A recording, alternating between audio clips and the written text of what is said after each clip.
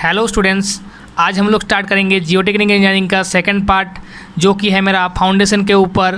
तो soil mechanics का जो फर्स्ट पार्ट है अप्रॉक्सीमेट वहाँ पर 37 वीडियो अपलोड किया गया है, तो जाकर वो वीडियो को देख सकते हो। डिस्क्रिप्शन में उसका प्लेलिस्ट का लिंक दिया रहेगा। और वीडियो अच्छा लगता है तो लाइक शेयर और सब्सक्राइब कीजिए और जुड़े रहिए जो सिविल इंजीनियरिंग एकेडमी चैनल है, क्योंकि यहाँ पर बहुत सारा सिविल इंजीनियरिंग और इंजीनियरिंग रिलेटेड वीडियो आता रहता है। तो चलिए स्टार्ट करते हैं आज का वीडियो। तो आज हम लोग टॉपिक वाइज पढ़ेंगे कि जियोटेक्निकल इंजीनियरिंग हम लोग क्यों पढ़ेंगे, इसका यूजेस क्या है। उसके बाद देखेंगे कि फाउंडेशन और फुटिंग के डिफरेंस क्या होता है। इसके बाद हम लोग देखेंगे कि टाइप ऑफ फाउंडेशन क्या होता है। फिर हम लोग देखेंगे बियरिंग कैपेसिटी ऑफ सॉइल क्या होता है। तो चलिए स्टार्ट करते हैं आज का वीडियो। आज हम लोग पढ़ेंगे जियोटेक्निकल इंजीनियरिंग। तो पहले हम लोग जानते हैं कि जियोटेक्निकल इंजीनियरिंग होता क्या है। तो पिछला जो वीडियो हम लोग सॉइल में पढ़े थे, वहाँ पर हम लोग डिस्कस किए थे सॉइल के बारे में, सॉइल के प्रॉपर्टी के बारे में। प्रॉपर्टी के अंदर हम लोग क्या क्या पढ़े थे? प्रॉपर्टी के अंदर हम लोग पढ़े थे वॉइड रेशियो, पोरोसिटी, उसके बाद specific weight, density, dry unit weight, ये सब पढ़े थे। तो ये जो कॉन्सेप्ट है, यही कॉन्सेप्ट को पकड़ के हम लोग क्या करेंगे, फाउंडेशन खड़ा करेंगे। कैसे फाउंडेशन खड़ा किया जाएगा? तो हम लोग पहले ही जान लिए कि जो सॉयल होगा वो सॉयल लूज़ होता है या डेंस होता है या हाईली कॉम्पैक्टेड है, या उसके अंदर क्या प्रॉपर्टीज़ प्रेजेंट है, हम लोग सॉयल इंजीनियरिंग में या सॉयल मैकेनिक्स में हम लोग पढ़ लिए हैं। तो उसी प्रॉपर्टी को पकड़ के हम लोग क्या करेंगे, यहाँ पर स्ट्रक्चर को खड़ा करेंगे। तो कौन सा सॉयल के लिए कौन सा स्ट्रक्चर मेरा प्रेफरेबल होगा, उसको जब स्टडी किया जाएगा तब उसको हम लोग बोलेंगे जियोटेक्निकल इंजीनियरिंग। तो देखिए, चलिए देखते हैं इसका जो डेफिनेशन है, यहाँ पर उसको देख लेते हैं। तो देखो डेफिनेशन में क्या लिखा गया है, जियोटेक्निकल इंजीनियरिंग। तो geotechnical engineering is a branch of engineering science which deals with analysis of designs, structure, member, embankment, tunnels etcetera systems. तो जो भी मेरा जियोटेक्निकल इंजीनियरिंग है, यहाँ पर क्या होगा, यहाँ पर सिर्फ डिज़ाइन को एनालाइज किया जाएगा। किसके डिज़ाइन को? कोई स्ट्रक्चर हो सकता है, कोई कैनल हो सकता है, कोई मेंबर हो सकता है, कोई एम्बैंकमेंट हो सकता है, कोई टनल हो सकता है। तो जो भी मेरा टोटल ऑफ स्ट्रक्चर होगा उसको डिज़ाइन किया जाएगा with the basis of help of civil engineering के ऊपर। किसके बेस में? जो सॉइल मैकेनिक्स का पहले पार्ट है या सॉइल मैकेनिक्स का जो प्रॉपर्टी है, सॉइल का जो प्रॉपर्टी है, उसके हेल्प में। तो आशा करते हैं दोनों का डिफरेंस समझ में आ गया है। तो जियोटेक्निकल इंजीनियरिंग का डिफरेंस क्या है? जियोटेक्निकल इंजीनियरिंग में जो मेरा बिल्डिंग होता है, जो स्ट्रक्चर होता है, उसको हम लोग एनालाइज करते हैं with the help of soil mechanics. और सॉइल मैकेनिक्स में क्या करते हैं, सॉइल मैकेनिक्स में सॉइल का जो प्रॉपर्टी है उसको हम लोग आइडेंटिफाई करते हैं। तो इतना तक आशा करते हैं समझ में आ गया है। नेक्स्ट हम लोग देखते हैं कि फाउंडेशन क्या होता है। तो फाउंडेशन के अंदर हम लोग देखेंगे कि a part of structure which is a directly contact with ground surface are called foundation. हम लोग डायग्राम देखकर समझ लेंगे। तो अभी जो डेफिनेशन है इसको थोड़ा समझ लेते हैं कि बोला गया है ए पार्ट ऑफ स्ट्रक्चर, ये एक पार्ट होता है स्ट्रक्चर का, which is directly connected with ground level, जो कि ग्राउंड के ऊपर डायरेक्टली कनेक्टेड रहता है। इतना तक ये लिखा हुआ है। नेक्स्ट पॉइंट में क्या बोल रहा है? नेक्स्ट पॉइंट बोल रहा है कि foundation is a super structure of the surface. तो फाउंडेशन क्या होता है? फाउंडेशन एक सुपर स्ट्रक्चर है। यहाँ पर हम लोग को दो टर्म हम लोग को जानना चाहिए। एक क्या सुपर स्ट्रक्चर किसको बोलते हैं हम लोग, और एक क्या है, ये थोड़ा डेफिनेशन को हम लोग समझ लेते हैं। तो अभी हम लोग जानते हैं कि सुपर स्ट्रक्चर होता क्या है। तो सुपर स्ट्रक्चर क्या होता है? तो सुपर स्ट्रक्चर है a structure which is placed above the grounds are called क्या होता है? Superstructure. तो ऐसा एक स्ट्रक्चर होगा जो कि मेरा क्या होगा, जो कि ग्राउंड के ऊपर प्रेजेंट होगा, उसको हम लोग क्या बोलते हैं? सुपर स्ट्रक्चर बोलते हैं। तो हम लोग फाउंडेशन का डेफिनेशन क्या पढ़े? फाउंडेशन क्या होता है? फाउंडेशन होता है part of structure which is directly connected with ground of the soil. और क्या है? एक सुपर स्ट्रक्चर होता है। सुपर स्ट्रक्चर क्या होता है? जो ग्राउंड के ऊपर रिप्रेजेंट किया जाता है। अभी देखते हैं डायग्राम। तो मान लो ये मेरा क्या है, ये जो मेरा ग्राउंड है, ये मेरा कोई ग्राउंड लेवल है, ये मेरा जीएल है या ग्राउंड लेवल है, या मिट्टी है, मेरा नॉर्मल मिट्टी है। इसके ऊपर जो भी बिल्डिंग खड़ा होगा या जो भी फ्रेम खड़ा होगा, ऐसा कुछ टाइप का जो स्ट्रक्चर होता है, इसको हम लोग फ्रेम स्ट्रक्चर बोलते हैं। तो मान लो कोई बिल्डिंग खड़ा हुआ है, तो ये बिल्डिंग को भी हम लोग क्या बोलेंगे? बिल्डिंग एक टाइप का मेरा क्या होगा? फाउंडेशन होगा। तो फाउंडेशन होगा तो इसके अंदर क्या होगा, इसके अंदर हम लोग क्या बोले, a part of structure which is directly connected with soil. तो फाउंडेशन क्या होता है, फाउंडेशन होता है कि मेरा ग्राउंड के ऊपर खड़ा हुआ है और जो भी मेरा ग्राउंड के ऊपर खड़ा होता है उसको हम लोग क्या बोलते हैं, सुपर स्ट्रक्चर बोलते हैं।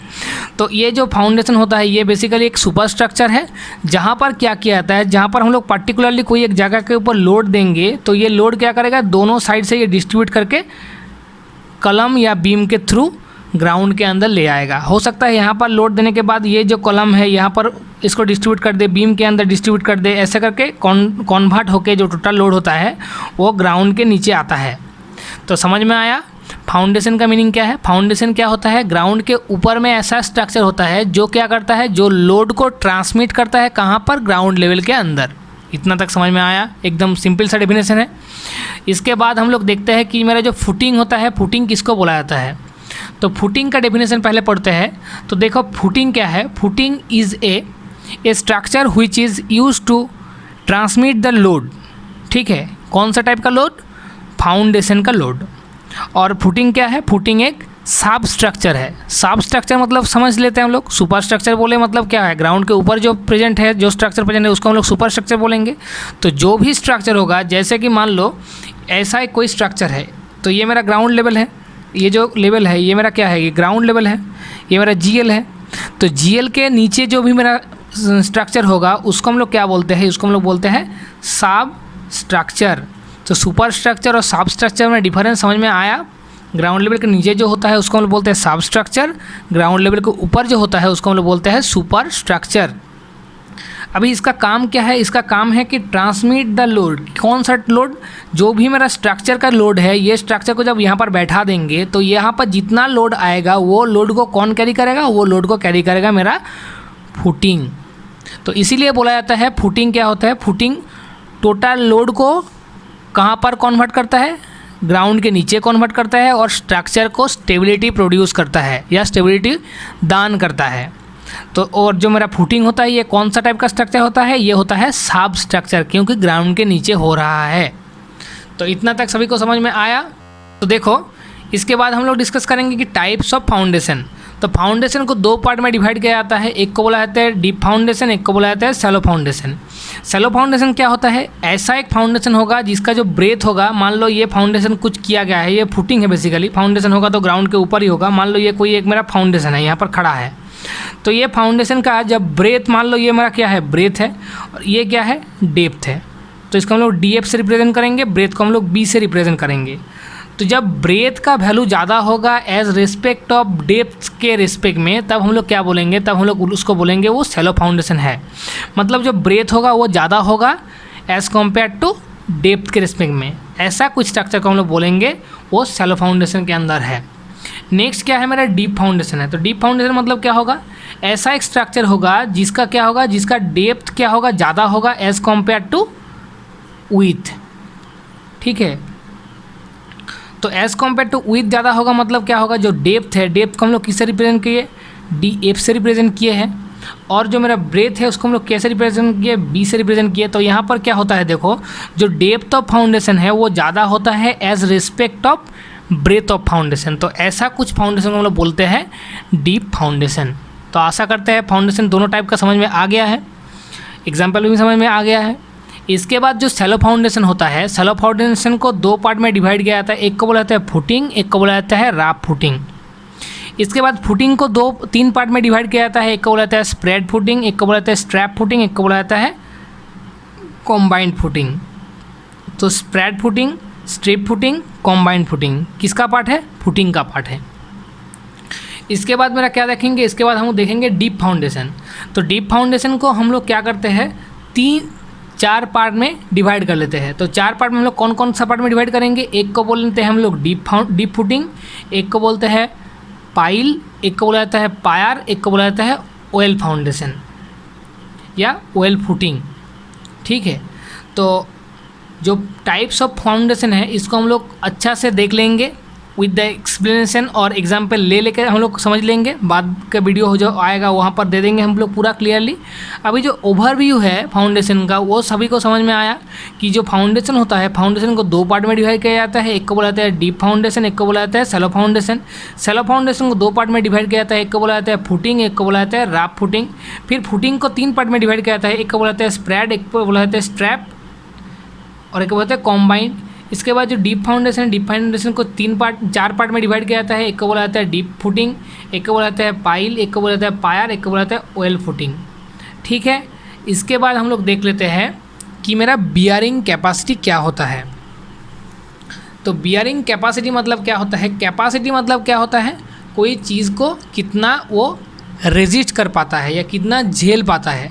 मान लो यहाँ पर कुछ ये कोई चीज़ है, इसके ऊपर जब हम लोग कॉन्टिन्यूसली एक लोड यहाँ पर ऊपर से लगाएंगे तो एक पर्टिकुलर एक लिमिट होगा जितना तक ये जो बॉडी होगा ये इसको उसको झेल पाएगा।